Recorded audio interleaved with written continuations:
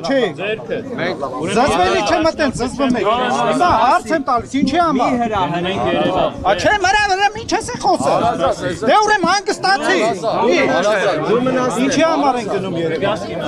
Չի լինում մտել։ Եվոր ջան մի թողեք։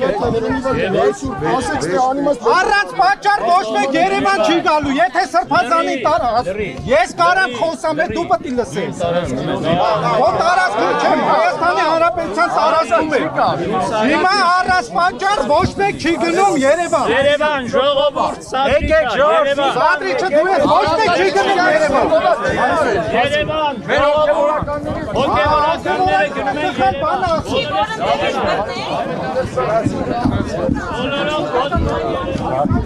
Երևան, ասում եմ ինչի համար, եթե Երևան գնացին բռնելու են ու էսի, ելնելու են Նիկոլի քաղաքական հաղթանակը, այս ամբողջ պայքարը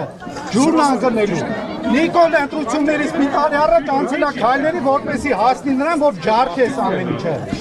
Քենասյունը մնացել է երկրի եկեղեցին, հաթաթ բոլորին տանում է։ Ամենազդեցիկ սրբազաններից Բաղդադ Սրբազանին տարավ Աջապայանին կտանի, հաջորդը կաթողիկոսին։